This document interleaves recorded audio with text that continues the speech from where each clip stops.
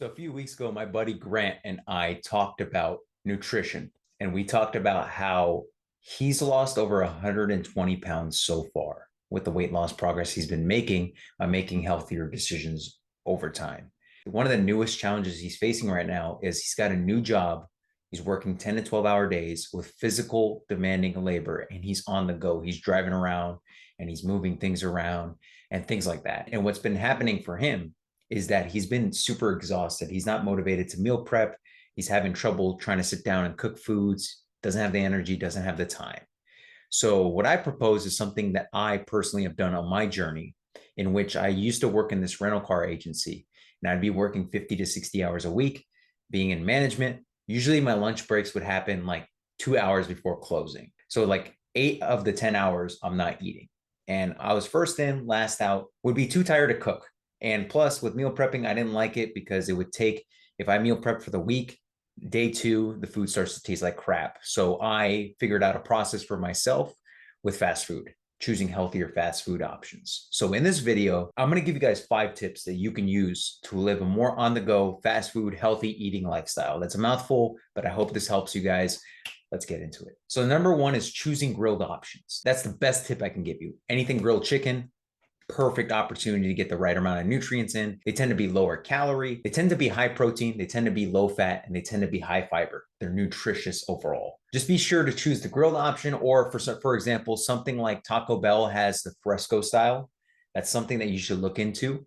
Fresco style is it's a more healthier option at Taco Bell. They limit the cheeses and things like that and save you a lot more calories, and they tend to be a lot more nutritious. Number 2 is to skip the fried sides. Now, obviously, French fries, high calories, high fat, moderate carbohydrates, low protein. It's not satiating. It's not satisfying. So something like that, to me, in my opinion, if you're trying to eat healthier, is a poor option. Now, obviously, in moderation is important. Reward yourself if you have to from time to time.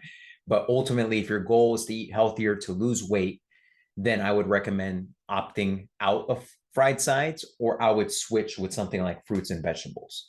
If there's a fruit side of the place that you go to, choose it. If there's a salad option at the food place you go to, make sure the dressing is a low calorie. You can actually look at the caloric information at the fast food chains that you go to on their websites or on MyFitnessPal, which I'll go into a little bit later on.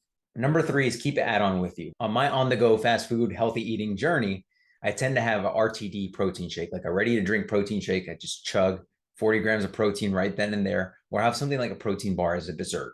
And this kept me satiated for longer periods of time. And even on those days where I would not have a lunch break, there would be times I would have that RTD shake that I could just drink to nourish myself for the time being until that meal came through. Number 4, watch their drink options.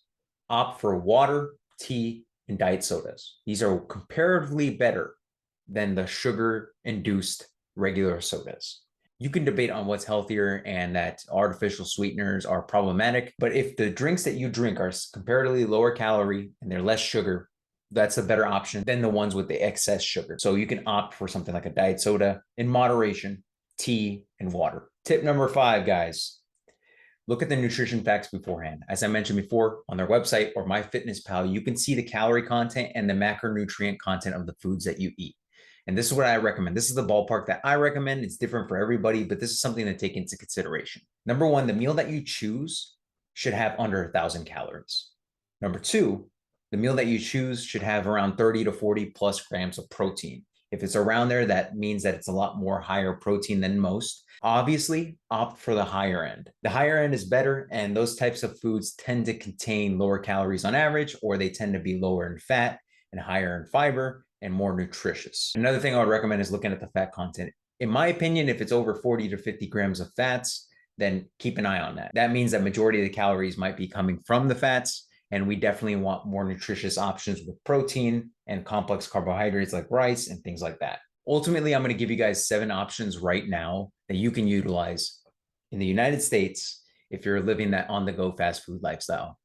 Chipotle, Waba Grill, Flame Broiler, Taco Bell, Fresco Style. Remember that, Fresco Style. 5, Chick-fil-A, Panera Bread, and Subway. These are your 7 options you can choose from. Me personally, when I was on this journey of me living the on-the-go fast food lifestyle, working 50 to 60 hours a week, had no time to meal prep, all that stuff, I would cycle through Chipotle, Waba Grill, Taco Bell, Chick-fil-A, and then also sometimes Subway. So those are my 5 options. And depending on what I was feeling, there's always healthier food options in these areas, in these places.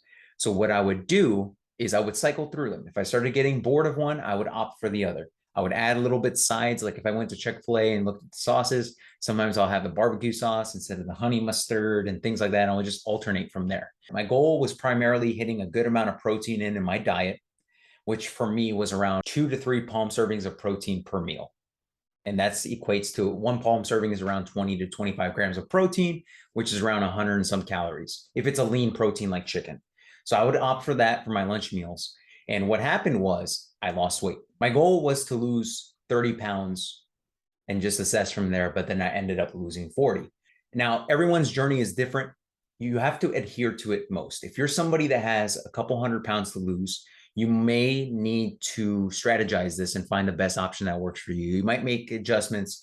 You might have to order an additional meal. It depends. It really depends on your goals. It really depends on whether or not you could stick to the diet in the long term. It's very tricky, but what I recommend ultimately is try this out. Be patient with the progress. If you're able to consistently adhere to this without ravenously eating, higher calorie foods afterwards, that's a good sign to keep pushing forward. If you're having trouble staying consistent on this path, you might need to make adjustments over time. But ultimately, guys, if you have any questions or comments about this, or if you have any questions about certain scenarios that I offered here, feel free to throw them in the comments below. I love to make renditions of this video to help you fulfill your goals. As my buddy Grant has lost over 120 pounds, I'm going to get a lot more specific with him because his goal is to lose a couple hundred more pounds. And we're getting in there. He started his weight loss journey nearing 600 pounds. He's made so much progress, and I'm super pumped for him because I want to help him the best I possibly can to essentially battle his demons, get his life back, and really just conquer the world, right?